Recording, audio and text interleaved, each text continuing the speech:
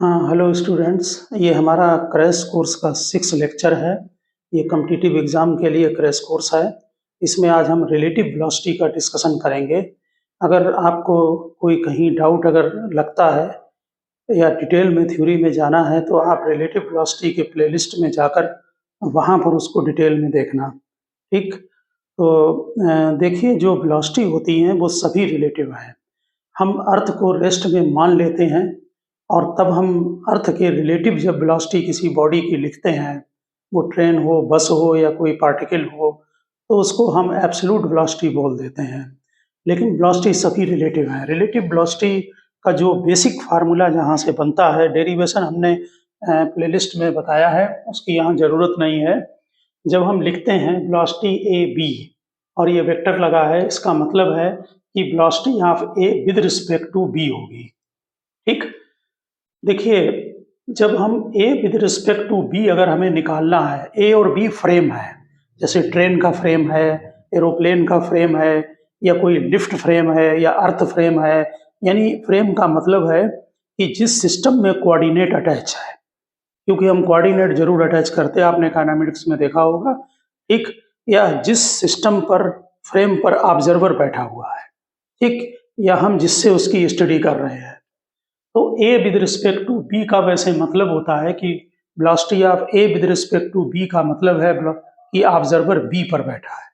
देखिए, अगर हमने A with respect to B निकालना है और आपने अगर वेलोसिटी ए की विद रिस्पेक्ट टू सी निकाल दिया, तो फिर सी निकालिए विद रिस्पेक्ट टू बी। ये फार्मूला प्लस करके है। इसमें ऐसे ध्यान रखना, सी और सी कैंसिल हो गए और ए बी आ गया। इस फार्मूले की भी हमें कई न्यूमेरिकल में जरूरत पड़ेगी। इसी में हम क्या करते हैं, एसी को आप राइट में रखिए, इसको लेफ्ट में ले जाइए, तो ये फार्मूला बना।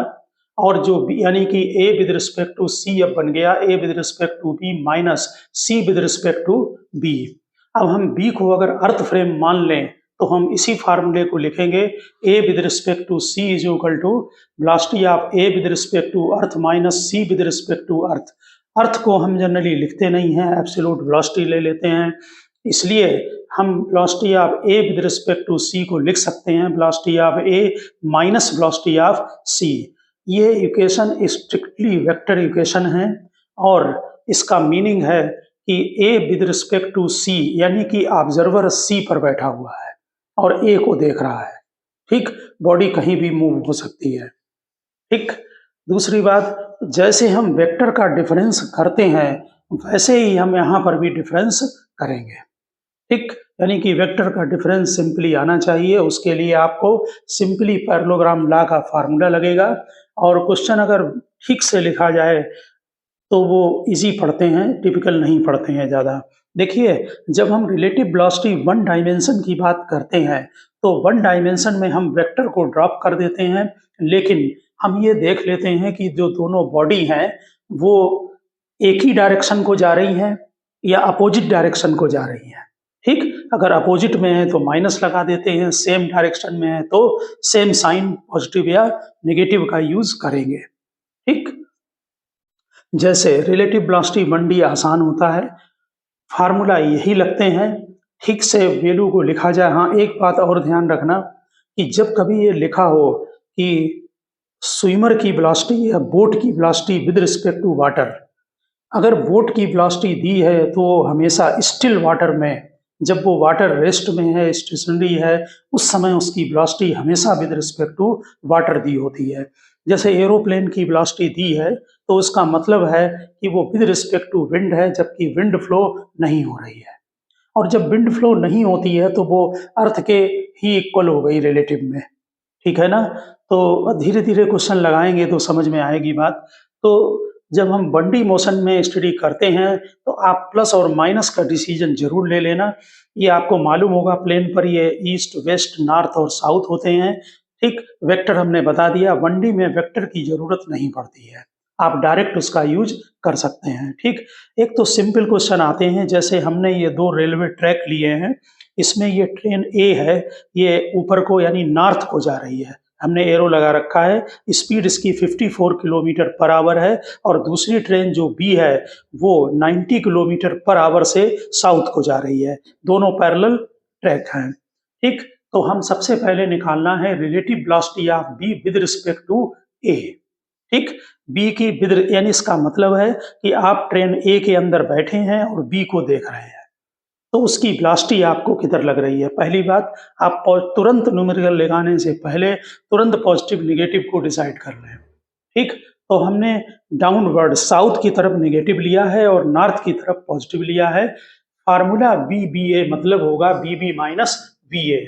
तो बी बी हमने लिखा -90 किलोमीटर पर आवर, क्योंकि हमने साउथ को नेगेटिव मान लिया है और बी ए को पॉजिटिव मान लिया है नॉर्थ की तरफ, वो 54 किलोमीटर पर आवर है। अब A with B with respect to A का मतलब है B B minus B A. B B की वैल्यू नेगेटिव में ये दोनों डाल दें तो नेगेटिव में -144 किलोमीटर पर आवर, इसको मीटर पर सेकंड में चेंज कर लें 5/18 मल्टीप्लाई करके, तो देखिए माइनस में आ रहा है। माइनस का क्या मीनिंग है, आपने साउथ को माइनस माना है। इसका मतलब है कि अगर ऑब्जर्वर ए पर है और बी को देख रहा है, क्योंकि ऑब्जर्वर खुद आगे की तरफ जा रहा है इसलिए ये प्लस हो गई दोनों वेलोसिटी, तो जो ट्रेन बी है वो साउथ की तरफ जाते हुए 40 मीटर पर सेकंड स्पीड से दिखाई पड़ेगी। जब हम फ्रेम को चेंज करते हैं तो ध्यान रखना मैग्नीट्यूड भी बदलता है और डायरेक्शन भी बदलता है। अर्थ पर खड़े होंगे, हालांकि तब भी यहाँ ट्रेन अंदर जा रही है, यहाँ केवल मैग्नीट्यूड बदला है। तो train B appears to A moves 40 metre पर सेकंड, यानी ए को ऐसा लगेगा यानी कि ऑब्जर्वर ए पर बैठा है तो बी उसको -40 मीटर पर सेकंड से नॉर्थ टू साउथ जाती हुई दिखाई पड़ेगी। अब निकालना है relative velocity of ground with respect to B, यानी ग्राउंड की स्पीड। देखिए, आपको मालूम होगा ट्रेन में जब आप बी ट्रेन पर बैठते हैं और बी ट्रेन साउथ को जा रही है तो जो अर्थ होगा ग्राउंड वो नॉर्थ को जाता हुआ दिखाई पड़ेगा। कुल मिला के फार्मूला ठीक से लिखा जाए, हमें velocity of ground with respect to B चाहिए है। इसका मतलब ground velocity minus velocity of B. अब ग्राउंड तो रेस्ट में है, ठीक, खुद अपने ही फ्रेम के जो है वो रेस्ट में होगा, अर्थ रेस्ट में है, तो इसकी वेलोसिटी को 0 ले लें और वेलोसिटी ऑफ बी को आपने इधर निगेटिव लिया है -90, तो ये माइनस माइनस प्लस हो गया, यानी कि 90 किलोमीटर पर आवर। इसका मतलब अगर आप ग्राउंड पर खड़े हैं, ground with respect to B यानी बी पर खड़े हैं, बी पर खड़े हैं और ग्राउंड को देख रहे हैं तो ग्राउंड ऊपर नॉर्थ की तरफ जाती हुई दिखाई पड़ेगी। आंसर के ऑब्जेक्टिव में जरूर चेक कर लेना, ये ड्यू नॉर्थ है। ठीक, एक क्वेश्चन इसमें और पार्ट है, a monkey running on the roof of the train a. एक मंकी जो है वो ट्रेन ए की जो रूफ पर है, छत पर जो है रनिंग कर रहा है, दौड़ रहा है अगेंस्ट द मोशन के अगेंस्ट में with velocity 18 kilometre per our. Against motion का मतलब है ये हमारे जा रही है किधर को, नॉर्थ को, ठीक, और इसके अपोजिट यानी कि साउथ को, इसका मतलब वो निगेटिव होगा। ठीक, with respect to train find velocity of monkey with respect to ground. तो मंकी को हमने कैपिटल एम लिखा है, ठीक, monkey with respect to ground. देखिए, मंकी विद रिस्पेक्ट टू जो ए होगा जो कि आपको गिवन है, वो monkey with respect to earth minus A with respect to earth होगा। अगर ध्यान रखना, हमने अर्थ को यहाँ ई लिख दिया है, ऊपर ग्राउंड लिख दिया था, ठीक, तो यहाँ ध्यान रखना, आप इसको भी डायरेक्ट लिख सकते हैं monkey with respect to ground, तो इसको इधर लाएं तो प्लस कर दें। तो monkey with respect to A, तो ए पर फ्रेम पर बैठे हुए, ए फ्रेम आगे की तरफ जा रहा है, मंकी विद रिस्पेक्ट टू दिया हुआ है ए के और वो अपोजिट दिया है, इसका मतलब साउथ की तरफ दिख रहा है, तो यहाँ पर -18 लगाइए। Monkey with respect to earth निकालना है, minus A with respect to earth आपको 54 गिवन है, ठीक, और वो पॉजिटिव में है, तो monkey with respect to earth यहाँ पर निकल आएगा 36 किलोमीटर पर आवर। अब इसे मीटर पर सेकंड में चेंज कर दें, पॉजिटिव आया है, इसका मतलब है ये नॉर्थ की तरफ है। ठीक, अब हम जो वनडी के क्वेश्चन हैं वो आसान होते हैं, हम आगे बढ़ते हैं। इसमें जो क्वेश्चन दिए जाते हैं उसके कई टाइप हैं। उसका पहला टाइप ये है कि minimum distance between two bodies in motion. Minimum distance निकालते हैं जो दो बॉडी मोशन में है, उनके लिए दोनों तरह के क्वेश्चन हैं। एक तो वो कॉलिनियर जा रहे हों यानी एक ही लाइन में हो, पैरेलल हो, या इस टाइप से निकालते हैं कि अलग अलग एंगल पर जा रहे हो। तो पहले हम स्ट्रेट लाइन में लेंगे एग्जाम्पल, जैसे ये कार ए है, इसकी इनिशियल वेलोसिटी 0 है, इसका एक्सीलरेशन 4 मीटर पर सेकंड स्क्वायर स्टार्ट हो रही है यहाँ से, जब t 0 है उस समय का डायग्राम बनाया गया है। जो कार B है वो कांस्टेंट वेलोसिटी से मूव कर रही है 1 मीटर पर सेकंड से। दोनों के बीच की जो डिस्टेंस है वो 10 मीटर है। इसमें पूछा है कि find the time to overtake, कितने टाइम में ये इसको ओवरटेक करेगा।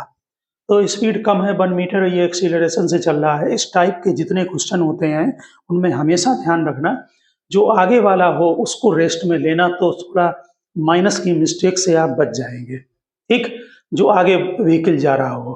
तो एज्यूमिंग बी एट रेस्ट, हमने बी को रेस्ट में माना है, ठीक, यानी कि उसके रिलेटिव निकालेंगे, जिसके रिलेटिव निकालते हैं वो रेस्ट में होता है। जैसे A with respect to B, तो ऑब्जर्वर बी है पर बैठा है और बी उसके लिए रेस्ट में है।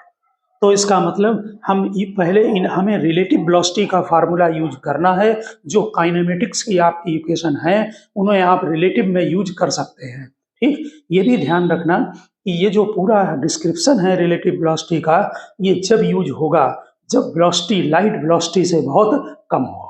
अगर वेलोसिटी बहुत ज़्यादा चेंज होती है तो उसके फार्मूले दूसरे हैं जो हमने प्लेलिस्ट में दिए हैं। तो वेलोसिटी आप A with respect to B निकालें। क्यों? हम रिस्पेक्ट हमेशा फॉरवर्ड जो आगे जा रही हो उसके रिलेटिव निकालना, उसको रेस्ट में मानना। तो A with respect to B का मतलब है velocity of A minus velocity of B. तो इनिशियल वेलोसिटी ए की 0 है और बी की वेलोसिटी 1 है, तो ये -1 मीटर पर सेकंड आया। अब एक्सीलरेशन निकालें A with respect to B, तो एक्सीलरेशन ए का माइनस एक्सीलरेशन बी का, इनमें सब में वेक्टर को ड्रॉप कर रखा है क्योंकि ये 1 डायमेंशन में हम चेक कर रहे हैं, ठीक।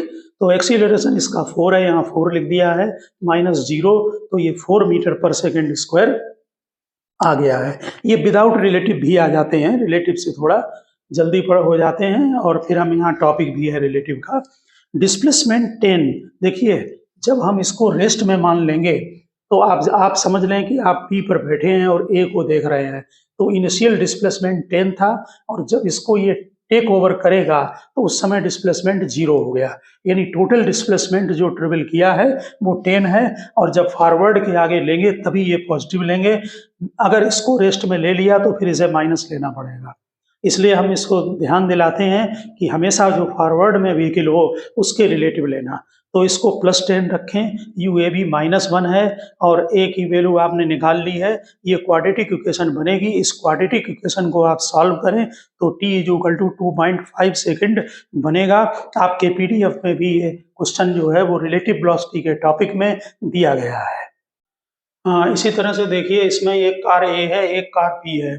ये कार ए जो है वो यूनिफॉर्म वेलोसिटी से जा रही है और किसी समय इनके बीच की डिस्टेंस d है। इसकी इनिशियल वेलोसिटी 0 है। एट t0 इंस्टेंट, यानी कि जब टाइम स्टार्ट होता है तब ये कांस्टेंट एक्सीलरेशन से राइट को चलना स्टार्ट करती है। इसकी इनिशियल वेलोसिटी 0 है और ये कांस्टेंट वेलोसिटी से है, v से। इनके बीच की डिस्टेंस d हो गई। अब आप पहला काम हमने बताया कि जो आगे व्हीकल होती है यानी बी वाली है उसको रेस्ट में मानिए, यानी कि वेलोसिटी आप A with respect to B निकाली है तो ये v आ जाएगा, ठीक है, क्योंकि उसकी वेलोसिटी इनिशियल 0 है और इसकी v है।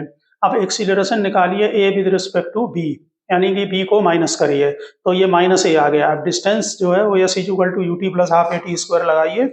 डिस्प्लेसमेंट उसने d ट्रेवल किया है, ये नेगेटिव है, v डाल दीजिए, ये t की क्वाड्रेटिक इक्वेशन बन गई। इसके अंदर जो अगर रियल वैल्यू के लिए आप सॉल्व करें t, तो आपको मालूम है कि इसका डिस्क्रिमिनेंट > 0 होना चाहिए। इससे वेलोसिटी > √2ad आ गई। इसका मतलब है कॉलिजन होने के लिए या कार ए को बी को ओवरटेक करने के लिए वेलोसिटी v > √2ad होनी चाहिए। अब हम डिस्कशन करेंगे शॉर्टेज डिस्टेंस का कि अगर वो डिफरेंट डायरेक्शन में जा रही हो। हमने ऊपर लिखा है shortage distance if the direction of motion is different. तो देखिए ये पहली बात, इस चीज को समझें आप। अगर कोई बॉडी रेस्ट में है और कोई ये मोशन में जा रही है व्हीकल, तो अगर शॉर्टेज डिस्टेंस आपको निकालना है, सामने से व्हीकल जा रही है तो आप जो लाइन ऑफ मोशन है उसमें सीधे परपेंडिकुलर डाल दें तो ये शॉर्टेज डिस्टेंस होगी। ये बात नेचुरल है।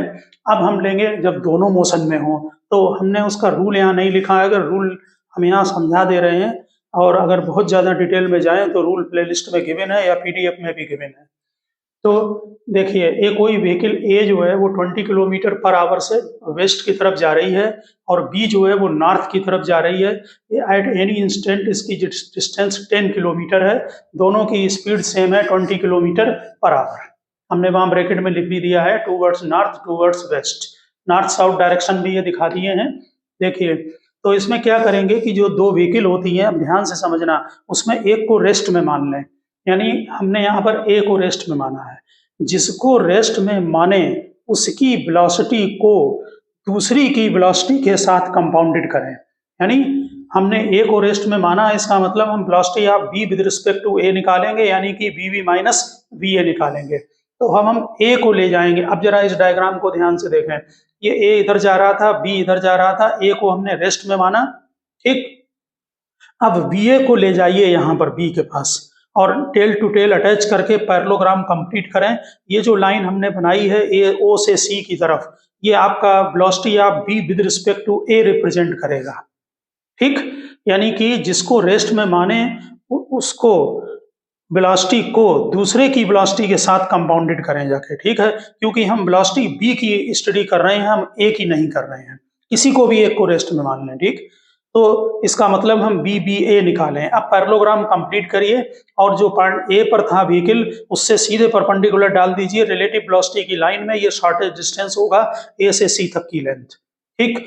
वैसे तो ए मूव कर रहा है, लेकिन हम इस फिनोमिना में इसको एट दैट इंस्टेंट रेस्ट पर मानकर परपेंडिकुलर डाल देते हैं।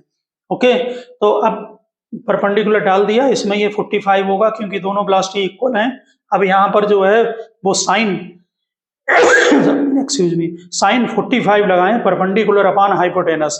ये डिस्टेंस ए से ओ तक की 10 किलोमीटर क्वेश्चन में गिवन है, ठीक। तो हमने ये साइन 45 शॉर्टेज डिस्टेंस अपॉन 10 लगा दिया, शॉर्टेज डिस्टेंस 5√2 किलोमीटर आ गई। अब टाइम अगर निकालना हो कि शॉर्टेज डिस्टेंस कितनी देर के बाद होगा, उसके लिए ध्यान दें, जो अपना ओरिजिन है यहाँ से ओ से सी तक की डिस्टेंस लें जब शॉर्टेज डिस्टेंस हो रहा है, और उसमें रिलेटिव वेलोसिटी को डिवाइड कर दें। तो ओ से सी तक की जो लेंथ है वो भी 5√2 आएगी क्योंकि 45 है ये एंगल। तो इसकी भी आपका डिस्टेंस 5√2 हो गई और वेलोसिटी 20√2, क्योंकि दोनों वेलोसिटी इक्वल है। हमने यहाँ पर लिखा है वेलोसिटी बी ए जो होगी वो B V minus B A होगी। बी बी जो है वो इधर को जा रहा है, इसका मतलब वेस्ट की तरफ जा रहा है। ए जो है तो उसमें माइनस आएगा और माइनस माइनस वहाँ प्लस हो जाएगा, और बी बी जो है वो 10J है, 20J है। तो इसका मैग्नीट्यूड निकालेंगे तो 20√2 आएगा रिलेटिव वेलोसिटी का। इसमें डिवाइड करें तो 1.1/4 आवर या 15 मिनट जो है वो टाइम आ जाएगा। यानी कि जिस इतने टाइम के बाद वो जो व्हीकल है वो शॉर्टेज डिस्टेंस पर होगा।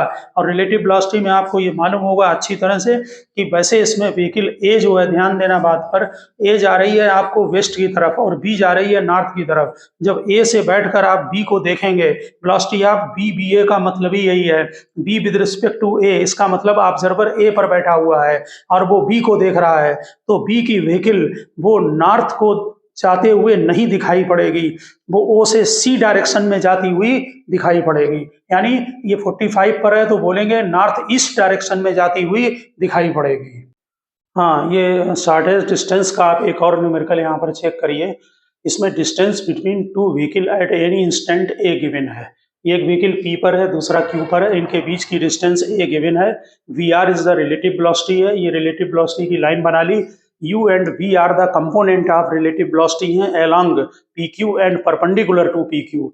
तो रिलेटिव वेलोसिटी का कंपोनेंट पी क्यू के अलोंग ये यू हो गया और उसके परपेंडिकुलर वी हो गया, ठीक। आपको शो करना है कि shortest distance A V upon V R होगी। वी आर रिलेटिव वेलोसिटी है और टाइम शॉर्टेज डिस्टेंस का A U upon V R का होल स्क्वायर होगा। तो हमने आपको बता रखा है कि इसमें पी को हमने रेस्ट में माना है और इससे इस पर परपेंडिकुलर डाल दें तो ये जो डिस्टेंस है पी आर, ये शॉर्टेज डिस्टेंस होगी। ओके, इस वाले ट्रायंगल से साइन अल्फा कॉस अल्फा की वैल्यू निकालें, जरूरत पड़ेगी। यहाँ साइन अल्फा होगा, ये परपेंडिकुलर यू होगा, हाइपोटेनस बी आर है, cos alpha base B upon B R, ठीक। शॉर्टेज डिस्टेंस पी आर होती है, ये अल्फा है, ये 90 है, ये 90 माइनस अल्फा, ये अल्फा हो गया। तो शॉर्टेज डिस्टेंस में यहाँ कॉस अल्फा लगा दें तो ये बेस अपॉन हाइपोटेनस हो जाएगा आपका। ये परपेंडिकुलर 90 है, इसके सामने ये हाइपोटेनस होगा, ये परपेंडिकुलर हो गया, शॉर्टेज डिस्टेंस बेस हो गई। ओके, तो पी क्यू कॉस अल्फा हो गया।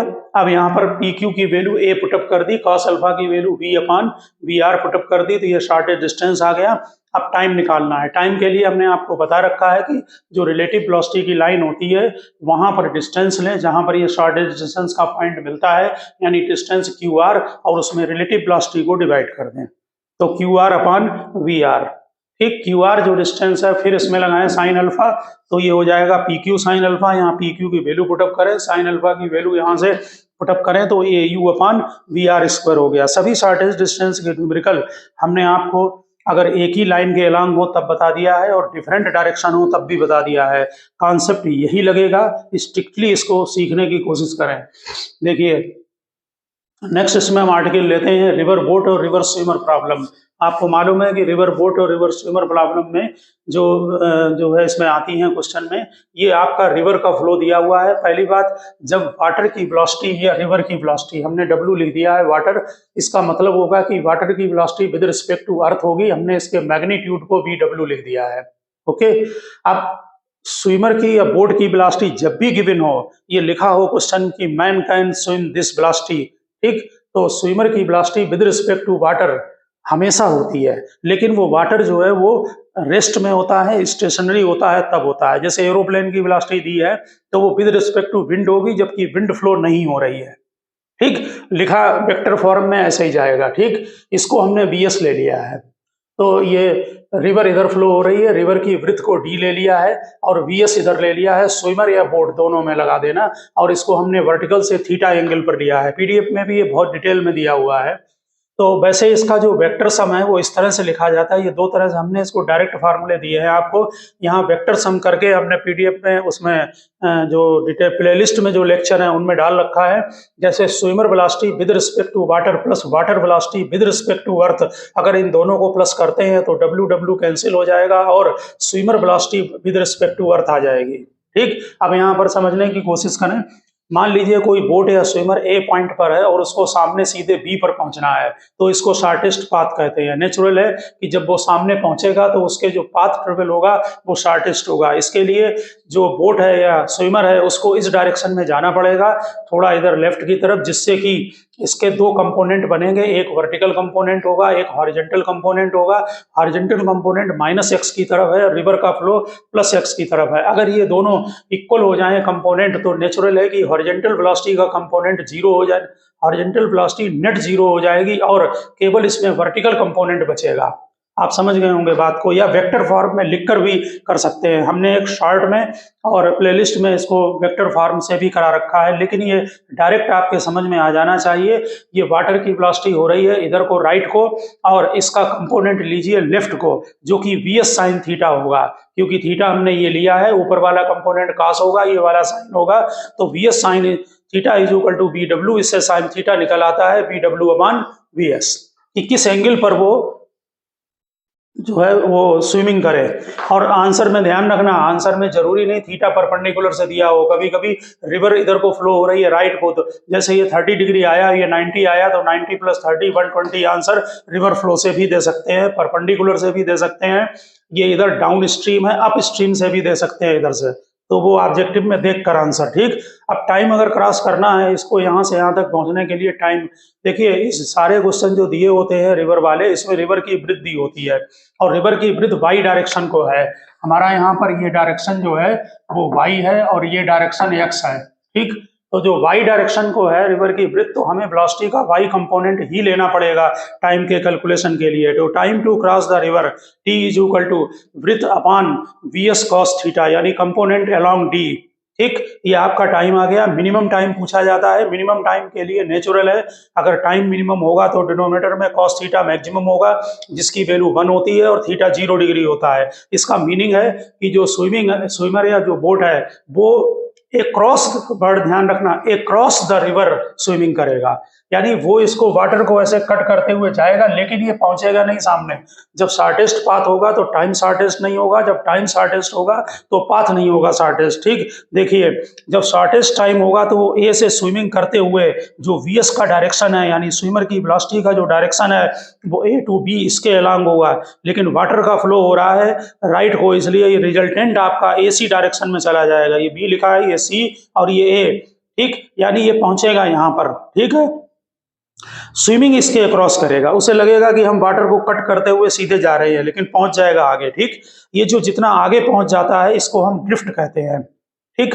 तो ड्रिफ्ट भी निकालने को कहीं कहीं पर आ जाता है। इसमें जनरली शॉर्टेस्ट टाइम और शॉर्टेस्ट पाथ के आर्टिकल आते हैं। ये भी पॉसिबिलिटी हो सकती है किसी क्वेश्चन के अंदर कि जो वेलोसिटी आपकी जैसे मान लीजिए किसी और डायरेक्शन में दे दी जाए और मान लीजिए यहीं पर है, अगर ये दोनों कंपोनेंट इक्वल नहीं होते हैं हॉरिजॉन्टल वाले, तो नेचुरल है ये आगे पहुंच जाएगा और आगे पहुंचने पर वो ड्रिफ्ट हो जाएगा। तो ड्रिफ्ट बोलते हैं कि जितना वो फ्लो रिवर में आगे की तरफ हो जाएगा, सामने खड़ा हुआ है ए पॉइंट पर और सामने पहुंचना चाहिए, जितना उससे आगे वो मूव कर जाएगा रिवर में, उसको ड्रिफ्ट बोला जाता है।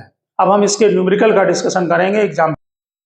हाँ, देखिए इसमें ये रिवर की ब्रीथ दी हुई है 1 किलोमीटर, ठीक। बोट की velocity with respect to river दी है 5 kilometre per our.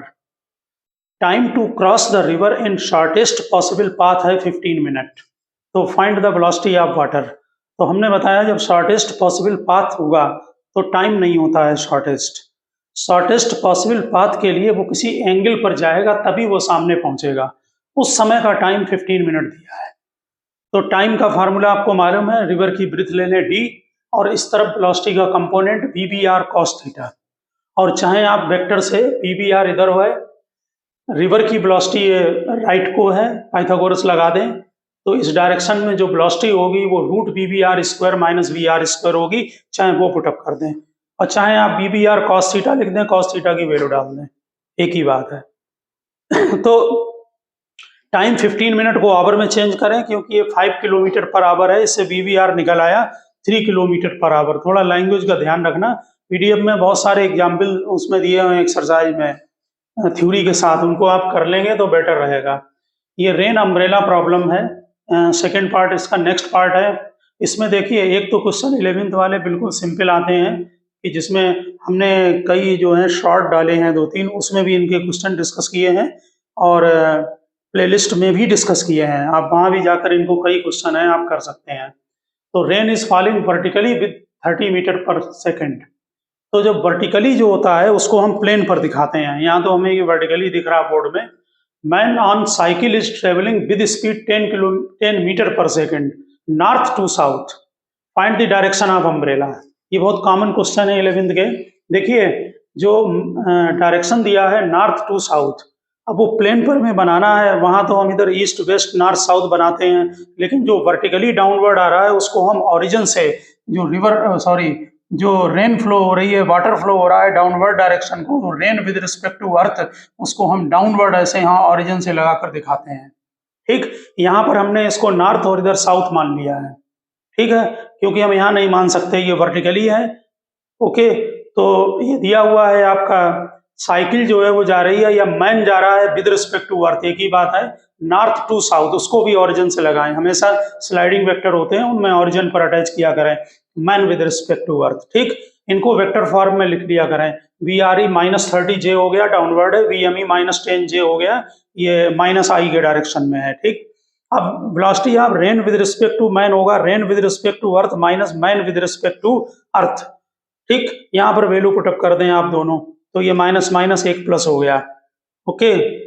Diagram check कर लें, हमें माइनस करना है man with respect to earth, तो इसको रिवर्स कर लें, क्योंकि rain with respect to man जिस डायरेक्शन को होगी, यानी मैन को जिस डायरेक्शन में रेन फील होगा कि इस डायरेक्शन में गिर रहा है, उसी के अपोजिट डायरेक्शन में वो अम्ब्रेला लगाएगा। तो rain with respect to man, यहाँ पर ये रिवर्स कर लिया, पैरेललोग्राम कंप्लीट कर लें, देख लें यहाँ 4th क्वाड्रेंट में आ रहा है, 4th क्वाड्रेंट में आई नेगेटिव और जे पॉजिटिव होगा, तो यहाँ पर भी देख लिए जे नेगेटिव आई पॉजिटिव है, इसका मैग्नीट्यूड निकाल लें, स्पीड निकल आएगी, और इसके बाद एंगल जरूरी है निकालना, एंगल पर ध्यान रखना जरा, एंगल tan थीटा यहाँ परपेंडिकुलर अपॉन बेस लगाया 1/3 है, लगभग 18 डिग्री आ रहा है, आप इन्वर्स करके लिख सकते हैं जैसा ऑब्जेक्टिव में दिया हो। तो यहाँ अम्ब्रेला इसके ठीक, रेन उसको इस डायरेक्शन में दिखेगी, अम्ब्रेला ठीक अपोजिट डायरेक्शन में ऊपर की तरफ को लगाएं, ये थीटा है ये थीटा है, तो tan थीटा जो 18 डिग्री है वो लिखा जाएगा आपका वो वर्टिकल, क्योंकि ये रेन वर्टिकली फॉलिंग है, वर्टिकल से साउथ की तरफ, यानी 18 डिग्री, ठीक है ना, साउथ फ्रॉम वर्टिकल, ठीक ऑब्जेक्टिव में आंसर को ठीक से देखकर डायरेक्शन और तब टिक लगाना, क्योंकि मैग्नीट्यूड के साथ साथ जो डायरेक्शन दिए होते हैं वो कंफ्यूजिंग होते हैं, उनको ठीक से पढ़ के, ठीक है ना। इसमें ये वाली जो प्रॉब्लम थी, इसमें मैन खुद जा रहा है। इसमें ऐसी भी प्रॉब्लम आती है कि जैसे रेन वर्टिकली फॉलिंग किया हुआ है और फिर विंड फ्लो होने लगी, तो जो रेन वर्टिकली फॉलिंग है वो विद रिस्पेक्ट टू अर्थ भी होता है और with respect to stationary wind भी होता है वो। खैर, तो उसमें दोनों को प्लस करते हैं। उसमें रेन विद रिस्पेक्ट टू समझ लीजिए विंड, और wind with respect to earth, wind भी फ्लो होने लगी। उसमें दोनों को प्लस कर दें तो नेट वेलोसिटी निकल आती है रेन की कितनी है, और फिर उसी के अपोजिट डायरेक्शन में अम्ब्रेला लगा दें। हमने एक उसमें शॉर्ट में इसको डाला है, वहां चेक करें, आगे चेक करें। फिर कुछ और टिपिकल क्वेश्चन पर हम जाते हैं। जैसे इसमें ये दिया हुआ है कि ये मैन रनिंग ऑन हॉरिजेंटल, ये ध्यान से देखना क्वेश्चन को। A man running on horizontal 8 kilometre per our finds rain falling vertically. Man जो है वो हॉरिजेंटली जा रहा है 8 किलोमीटर पर आवर से, उसको रेन जो है वो ऐसी लग रही है कि वर्टिकली फॉल हो रही है। He increases his speed to 12 kilometre per hour, उसने अपनी स्पीड को इंक्रीज कर दिया 12 किलोमीटर पर आवर, तब उसको rain drop makes and 30 degree with vertical दिखाई पड़ रहा है। अब आप rain with respect to ground निकालें या विद रिस्पेक्ट टू अर्थ। तो इसका बहुत अच्छे कई मेथड होते हैं। वैसे तो हम यहाँ सबको डिस्कस ना करके हम वेक्टर फॉर्म में डिस्कस करेंगे। आप इसी को सीखने की कोशिश करें क्रैश कोर्स में। Velocity of man with respect to ground horizontally है, उसको 8I ले लिया, 8 गिवन है, मैग्नीट्यूड I लगा दो। Rain with respect to ground निकालना है, अब वो दोनों कंपोनेंट लें इसके लिए, V1I और प्लस V2J, ऑटोमेटिक आंसर निकल आते हैं। ठीक, अब rain with respect to ground होगा rain with respect to man plus man with respect to ground. यहाँ चेक कर लिया करें, ये दोनों मैन और मैन कैंसिल हो गए, rain with respect to ground है। तो रेन विद रिस्पेक्ट टू अगर मैन निकालेंगे तो rain with respect to ground minus man with respect to ground होगा। अब इसमें वैल्यू पुटअप कर दो दोनों, ये वाली rain with respect to ground, I को कॉमन लेने यूनिट वेक्टर को, तो V1 माइनस 8 प्लस V2J आ जाएगा। इसमें गिवन है कि इस कंडीशन में उसको रेन जो है वो वर्टिकली दिखाई पड़ रही है, इसका मतलब उसका हॉरिजॉन्टल कंपोनेंट नहीं होगा, यानी कि हॉरिजॉन्टल कंपोनेंट को 0 कर दीजिए। तो देखिए V1 8 किलोमीटर पर आवर निकल आया। इसके बाद उसने क्या किया, अपनी स्पीड को इंक्रीज कर दिया। चेक करें, स्पीड को उसने 8 से इंक्रीज करके 12 कर लिया है। तो देखिए वहां पर जहां V1 माइनस 8 है वहां पर V1 माइनस 12 हो गया, ठीक है ना। अब उसको कैसा दिख रहा है रेन, अब 30 डिग्री पर दिख रहा है, वर्टिकल से दिखा हुआ है 30 डिग्री विद वर्टिकल। तो अब इसमें tan थीटा को लगा देंगे। अब आप जरा एंगल को यहाँ पर चेक करें, ये जो डायग्राम में V2 निकाला है वो तो वर्टिकली डाउनवर्ड ये V2 है, और ये V1 माइनस 12 ये हॉरिजॉन्टल है। अल्फा हमने यहाँ से एंगल ले लिया, अगर tan अल्फा यहाँ से निकालेंगे तो परपेंडिकुलर V1 माइनस 12 अपान बेस V2 होगा। V1 की वैल्यू 8 आप निकाल चुके हैं, ये 30 डिग्री यहाँ वैल्यू पुटअप करें, इससे आपका V2 निकल आया। अब VRG में आप इनकी वैल्यू पुटअप कर दीजिए V2 V1 की, तो ये आपका VRG आ गया। इसका मैग्नीट्यूड निकालेंगे तो 4√7 किलोमीटर पर आवर आएगा। तो वेक्टर मेथड से अगर सॉल्व करते हैं तो काफी आसान पढ़ते हैं क्वेश्चन को। अब आप आगे चेक करें, एयरक्राफ्ट विंड प्रॉब्लम। देखिए इसमें हम सीधे क्वेश्चन ले रहे हैं क्योंकि ये रिलेटिव वेलोसिटी के टाइप हैं। तो यहाँ पर aircraft with respect to wind, actually में गिवन है एयरक्राफ्ट की velocity 400 kilometre per hour in still air. तो जब स्टिल एयर में गिवन है तो इसका मतलब वो विद रिस्पेक्ट टू विंड बोली जाएगी। ठीक, wind is blowing from south, wind जो है साउथ से फ्लो हो रही है 202 किलोमीटर पर आवर, और pilot wishes to travel from A to point B north east of A, यानी बी पॉइंट ए के नॉर्थ ईस्ट में है। जरा डायग्राम चेक करें, ये नॉर्थ है, ये ईस्ट है, ये बी पॉइंट लिया है, ये ओरिजिन पर ए पॉइंट ले लिया। ठीक, ओरिजिन पर लेना पड़ेगा, वेक्टर बनाने हैं। यहाँ से ये बी की जो डिस्टेंस है वो 1000 किलोमीटर दी हुई है और बी पॉइंट नॉर्थ ईस्ट में है। इसका मतलब है इसका एंगल वर्टिकल और हॉरिजॉन्टल से 45 डिग्री होगा। ओके, अब हमें डायरेक्शन निकालना है पायलट का कि वो किस डायरेक्शन में और किस मैग्नीट्यूड से वो ट्रेवल करेगा। तो पहले बात यहाँ देखिए, अगर उसको बी पॉइंट पर पहुंचना है और विंड फ्लो हो रही है फ्रॉम साउथ, यानी साउथ से नॉर्थ की तरफ, यानी ऊपर की तरफ, तो इसका मतलब है कि एयरक्राफ्ट की जो वेलोसिटी है उसको जो aircraft with respect to wind होगा वो इसके नीचे आना चाहिए, तभी इसमें वेक्टर सम करके ये यहाँ पर पहुंच पाएगा। यानी जो पायलट होगा वो अपने फ्लाइट को इस डायरेक्शन में जब ट्रेवल करेगा तो ये होगी aircraft with respect to wind. ध्यान देना बात पर, इसमें कंफ्यूजन ना हो पेपर में। Aircraft with respect to wind और गिवन भी है, और wind with respect to ground ये साउथ टू नॉर्थ है, तो वेक्टर को हमने यहाँ बना लिया। वेक्टर स्लाइडिंग होते हैं, कहीं भी शिफ्ट करके बनाइए, डब्ल्यू जी, ठीक। और उसको यहाँ पहुंचना है, इसका मीनिंग है कि जो ग्राउंड पर खड़ा हुआ है उसको दिखाई पड़ेगा कि एयरक्राफ्ट जो है वो ए से बी पर पहुंच गया है। इसका मीनिंग है ये aircraft with respect to ground होगा, ठीक। वैसे भी जो क्वेश्चन में गिवन होता है उससे ऑटोमेटिक सेटिंग हो जाती है। अगर आप ट्रायंगल लॉ वेक्टर का लिखेंगे तो क्या बना, aircraft with respect to wind plus wind with respect to ground, wind wind cancel हो गया और aircraft with respect to ground ये आ गया ए टू बी। आप समझ गए होंगे बात क्वेश्चन में। अब यहाँ पर देखिए, हम इसके कई मेथड होते हैं, एक कंपोनेंट मेथड होता है, एक साइन लॉ लगाया जाता है उससे भी निकलता है, ठीक। ये हमने वेक्टर मेथड से सॉल्व किया है, वो हमने मेथड प्लेलिस्ट में कर रखे हैं डिस्कशन डिटेल में। तो वेक्टर मेथड पर जाएं तो वी ए डब्ल्यू जो है थीटा एंगल पर हमने ले लिया है कि हमें एंगल कैलकुलेशन करना है। टोटल एंगल हॉरिजॉन्टल से जो है वो आपका 45 होगा, ये एंगल अल्फा ले लिया है। इसके कंपोनेंट करिए बी ए डब्ल्यू का मैग्नीट्यूड 400 है, तो 400 cos थीटा आई प्लस 400 sin थीटा जे, और बी डब्ल्यू जी जो है वो अपवर्ड डायरेक्शन नॉर्थ को है तो 200√2 होगा, ठीक। अब velocity of aircraft with respect to ground होगा aircraft with respect to wind plus wind with respect to ground. इसमें ये दोनों वैल्यू पुटअप करें, और बहुत इंपॉर्टेंट चीज दी है वो क्वेश्चन में जरूर होगा सोल्यूशन का मेथड, कि ये जो डायरेक्शन है ये नॉर्थ ईस्ट में है, इसका मतलब ये दोनों एंगल 45 पर होंगे, और जब भी 45 डिग्री पर दो वेक्टर के कंपोनेंट होते हैं तो वो दोनों कंपोनेंट इक्वल होते हैं हमेशा, रिजल्टेंट 45 पर हो, ठीक। तो इसका मतलब x कंपोनेंट और y कंपोनेंट इक्वल होंगे, इन दोनों कंपोनेंट को इक्वल करिए, 200 से कट करें, इस इक्वेशन को स्क्वायर करें, मैथमेटिकल पॉइंट है, स्क्वायर करके साइन 2 थीटा 1/2 आएगा, sine 2 theta 2 sine theta cos theta की जगह रख देना 1/2 यानी 30 डिग्री, तो थीटा 15 डिग्री आ गया। इसका मतलब ये अगर 15 डिग्री है, ये टोटल 45 है, तो ये 30 डिग्री होगा, ठीक।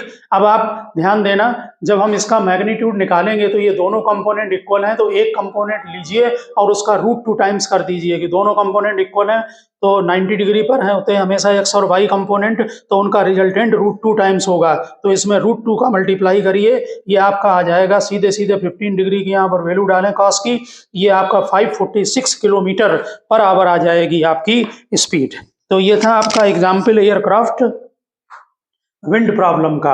हैं एक ही जैसे हैं, करना वेक्टर मेथड से ही है, ठीक से इक्वेशन लिखनी पड़ेगी, किसके रिस्पेक्टिव चीज दी हुई है। हमेशा ध्यान रखें कि रिवर में वाटर का फ्लो हो, बोट का फ्लो हो, एयरक्राफ्ट का फ्लो हो, एयरक्राफ्ट का फ्लो हमेशा विद रिस्पेक्ट टू विंड होगा, ठीक, जबकि विंड फ्लो नहीं हो रही है स्टिल एयर में, ठीक। इसी तरह से वाटर में होगा तो वो विद रिस्पेक्ट टू वाटर होगा, जबकि वाटर का कोई फ्लो नहीं हो रहा। हाँ, इसमें आप नेक्स्ट आर्टिकल देखें कि ये रिलेटिव मोशन है बिटवीन टू प्रोजेक्टाइल। देखिए, एक प्रोजेक्टाइल को हमने u1 वेलोसिटी से α1 एंगल हॉरिजॉन्टल से प्रोजेक्ट किया है, दूसरी प्रोजेक्टाइल को हमने α2 एंगल से प्रोजेक्ट किया है, ठीक। नेचुरल है कि दोनों जब स्पेस में हैं तो दोनों में acceleration due to gravity downward लग रहा होगा। तो अगर हम रिलेटिव एक्सीलरेशन देखें 1 विद रिस्पेक्ट टू 2, तो a1 माइनस a2 होगा, दोनों में g लगेगा तो g माइनस जी 0 हो गया। इसका मतलब है कि अगर हम दो प्रोजेक्टाइल को स्पेस में प्रोजेक्ट करते हैं तो उनके बीच में रिलेटिव एक्सीलरेशन नहीं होगा। इसका मतलब जब हम एक प्रोजेक्टाइल से दूसरे प्रोजेक्टाइल को देख रहे हैं तो वहां पर वो कांस्टेंट वेलोसिटी से चलता हुआ दिखाई पड़ेगा, इसका मतलब वो स्ट्रेट लाइन में चलता हुआ दिखाई पड़ेगा। ध्यान दें, hence relative motion between two projectile is uniform है, और जब यूनिफॉर्म मोशन हो गया, एक्सीलरेशन 0 है, तो यहाँ पर हम u12x का मतलब है velocity of 1 with respect to 2x direction में। तो x डायरेक्शन में इसका कंपोनेंट u1 cos α1 होगा, इसका u2 cos α2 होगा, बीच में माइनस लगा दिया, और इसी तरह से u12y होगा u1 sin α1 minus u2 sin α2। ये x और y डायरेक्शन में इनकी वेलोसिटी होंगी। अगर आपको अच्छी तरह से मालूम है कि x और y 90 डिग्री पर है, u12x इधर ले लिया, u12y इधर ले लिया, इन दोनों का रिजल्टेंट ये स्ट्रेट लाइन होगा, इसमें ये नेट वेलोसिटी u12 होगी, ठीक। इसके ये दोनों कंपोनेंट हो गए। तो अगर हम एंगल निकालेंगे नेट वेलोसिटी का तो u12y अपान u12x होगा, यानी कि परपेंडिकुलर अपान बेस होगा, स्ट्रेट लाइन मोशन दिखाई पड़ेगा। Hence path of the projectile as seen from the other projectile is straight line, ठीक। इसी में क्या होता है कि अगर हम किसी हाइट से पार्टिकल को प्रोजेक्ट करते हैं तो उनमें कॉलिजन होता है, जिसको हमने प्रोजेक्टाइल के लेक्चर में भी थोड़ा डिस्कशन किया है। Condition of collision of two projectile, देखिए हमने h1 हाइट की एक बिल्डिंग है, ये दूसरी बिल्डिंग h2 हाइट की है, इससे u1 वेलोसिटी से प्रोजेक्ट कर दिया और ये u2 वेलोसिटी से प्रोजेक्ट कर दिया। हॉरिजॉन्टल से एंगल दोनों के α1 α2 हैं और बीच में सेपरेशन बिल्डिंग का यस है। ओके, तो अभी अभी आपने देख लिया, ऐसे में कॉलिजन हो सकता है, इनका पॉसिबल है अगर ये पहले ना गिर जाए। ये कंडीशन एक अलग है कि यहाँ से दो पार्टिकल प्रोजेक्ट किए और पहले ही गिर गए तो फिर नहीं होगा, ऐसे कॉलिजन होना चाहिए। ठीक, तो यहाँ पर ध्यान दें, हम relative velocity of one with respect to two लिए हमने वहां पर, वही हम यहाँ पर ले रहे हैं। ये u12 x है, ये u12 y है और u12 की लाइन ये होगी अगर हम a से b को ज्वाइनिंग कर दें, यानी यहाँ A से B को मिला दें। ये पार्टिकल यहाँ पर जो पहला वाला प्रोजेक्टाइल है ये A पर है और दूसरा वाला प्रोजेक्टाइल B पर है, तो ये लाइन इसके अलॉन्ग होगी। और जब कोई observer A with respect to B 12B, तो B को माइनस किया गया यहाँ पर है, ठीक है ना, इस वाले को, यानी कि ऑब्जर्वर जो है B पर बैठा है तो उसको A को अगर देखेगा तो वो सीधे AB की लाइन में आता हुआ दिखाई पड़ेगा। इसी को हम जब हम दो पार्टिकल के या दो बॉडी के या प्रोजेक्टाइल के हम लाइन को जब ज्वाइनिंग कर देते हैं, A और B, A यहाँ पर है B यहाँ पर है, दोनों लाइन को मिलाइए और इस लाइन के अलोंग जो वेलोसिटी के कंपोनेंट होते हैं उसी को रिलेटिव वेलोसिटी ऑफ अप्रोच बोलते हैं, क्योंकि पास पास आ रहे हैं। जब दूर हो गए तो रिलेटिव वेलोसिटी ऑफ सेपरेशन, तब अलग अलग साइड में फेंका जाएगा। तो यहाँ पर जरा ध्यान देना कि जब ऑब्जर्वर अगर B पर बैठा है और A को देख रहा है, यानी A with respect to B, या हमने यहाँ पर 1 2 लिया है 1 विद रिस्पेक्ट टू 2, तो उसको इस लाइन में दिखाई पड़ेगा, A से B की लाइन में, यानी कि स्ट्रेट लाइन दिखाई पड़ेगा आता हुआ है। यहाँ से जरा चेक करें, अगर हम tan अल्फा देखें तो परपेंडिकुलर अपॉन बेस होगा, ये टोटल हाइट h2 है, ये h1 है, तो ये वाली हाइट h2 माइनस h1 हो गई, तो ये परपेंडिकुलर आपका h2 माइनस h1 हो गया। अपॉन ये डिस्टेंस को डिवाइड कर दे, ये लगा दिया हमने परपेंडिकुलर अपॉन बेस, यही डिस्टेंस यहाँ पर भी होगी। आप समझ गए होंगे, ये ट्रायंगल ऐसे बन रहा है, ये डिस्टेंस यस है, ये h2 माइनस h1 है और ये अल्फा है। ओके, नेट वेलोसिटी का हॉरिजॉन्टल के साथ एंगल, और यही tan अल्फा आपका जो है वो u12y अपॉन u12x के होगा।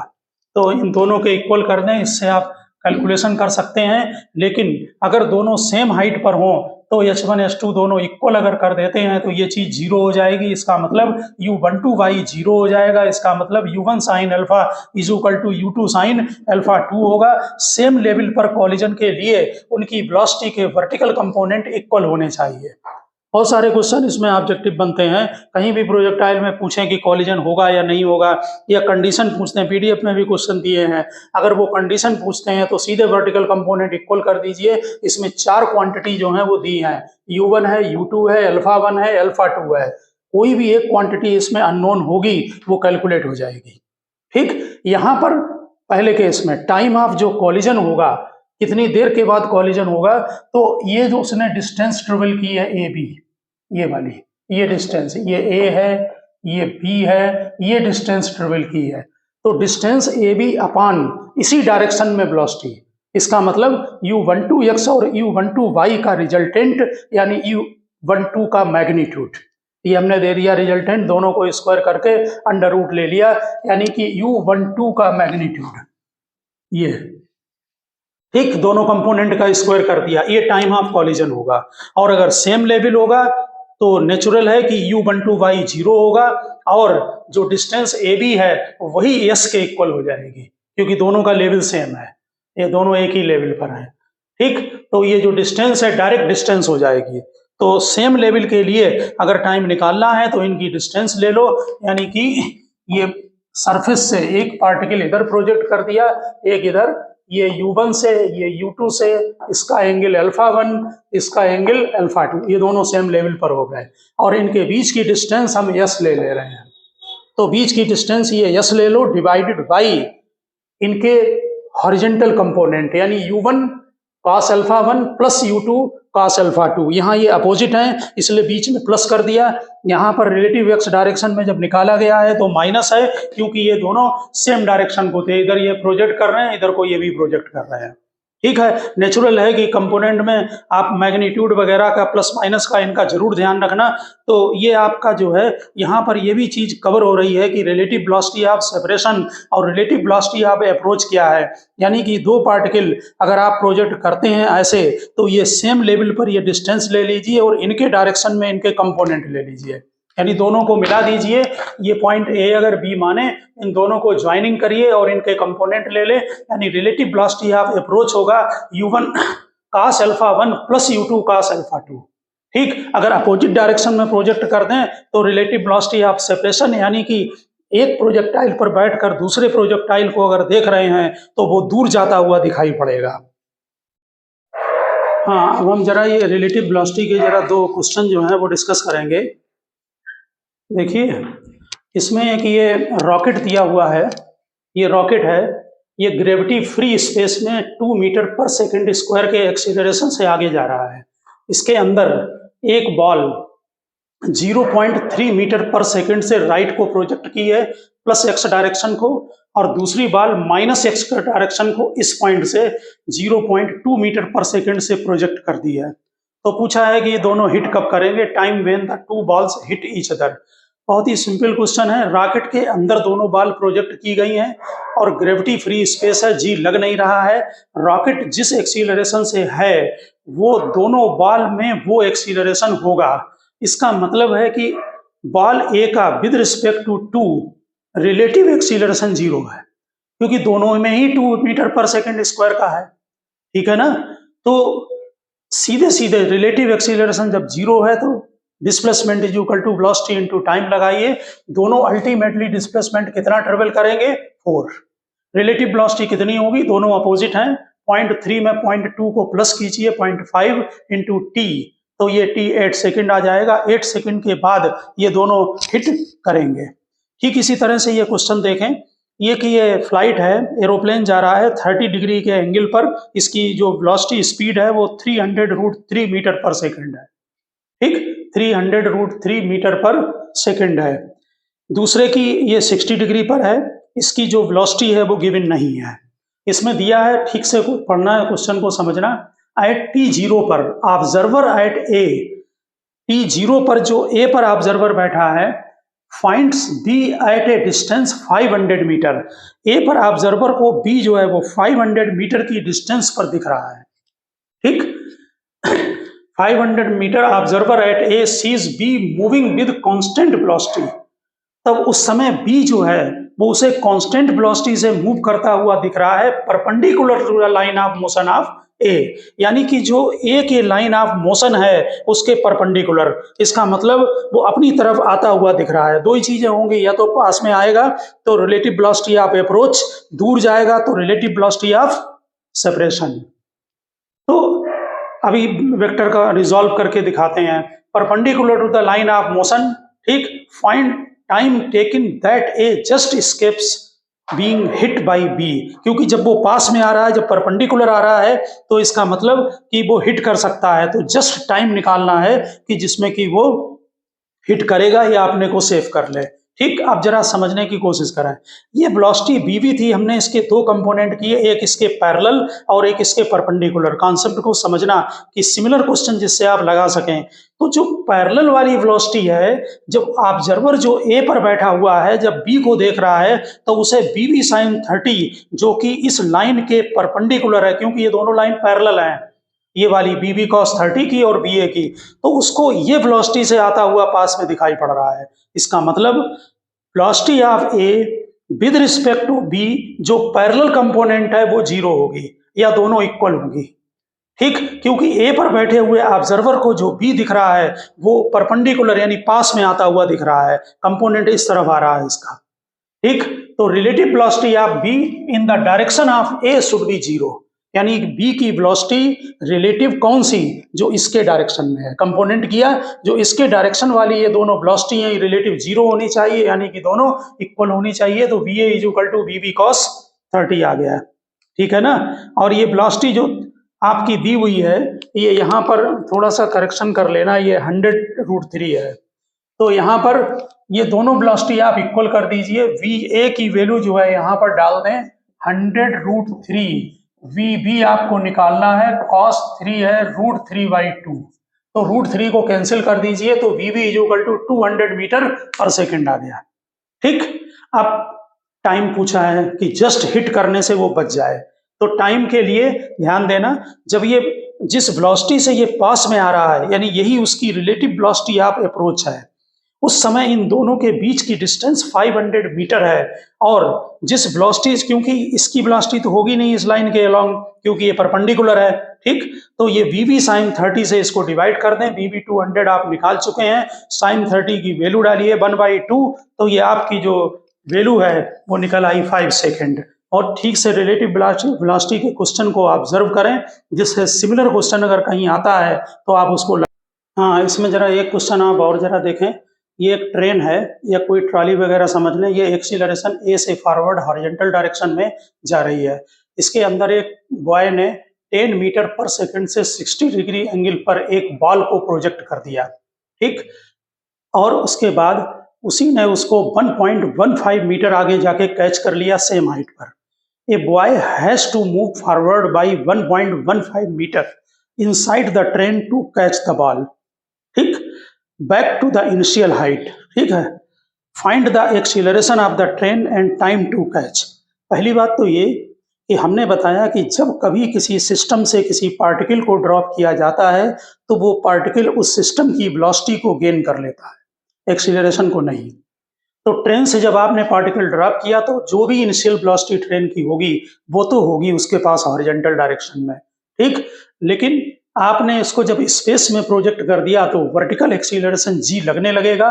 इससे कुछ मतलब नहीं है हॉरिजॉन्टल एक्सीलरेशन से, वो गेन भी नहीं करेगा उसको, ठीक। तो वर्टिकल जब वो स्पेस में आ गया उस समय हमारा जो वर्टिकल डिस्प्लेसमेंट है वो 0 होगा जब बॉय ने उसको कैच कर लिया लड़के ने। तो for the same height vertical displacement of the ball is 0। तो यस y = ut + ½ at² लगाएं, इसमें वर्टिकल डिस्प्लेसमेंट को 0 करें और uy यहां से देख लें, ये 10 sin 60 होगा वर्टिकल में into t -½ at² acceleration -10 metre per second होगा, g के इक्वल होगा, तो t आपका √3 सेकेंड आ जाएगा। अब थोड़ा समझने की कोशिश करें हॉरिजॉन्टल मोशन के लिए। देखिए, जब हम s = ut + ½ at² लगाते हैं उसमें u इनिशियल वेलोसिटी होती है। इनिशियल वेलोसिटी जब ये बॉल ट्रेन के अंदर प्रोजेक्ट की जाएगी तो ये जो डिस्प्लेसमेंट उसने ट्रेवल किया है ये विद रिस्पेक्ट टू ट्रेन किया है और ये डिस्प्लेसमेंट 1.15 है और इनिशियल वेलोसिटी ट्रेन की भी वही होगी और बॉल की भी वही होगी, विद रिस्पेक्ट टू ट्रेन 0 होगी उसकी इनिशियल वेलोसिटी, ठीक। तो आपने जिससे प्रोजेक्ट किया है वही इसकी इनिशियल वेलोसिटी हॉरिजॉन्टल में मानी जाएगी, यानी 10 cos 60, क्योंकि फ्रेम में वो वहीं पर है ट्रेन के। तो विद रिस्पेक्ट टू ट्रेन ही ये इनिशियल वेलोसिटी गिवन है, क्योंकि जो भी ट्रेन की उस समय वेलोसिटी होती वो तो बॉल के पास भी है, समझ गए ना।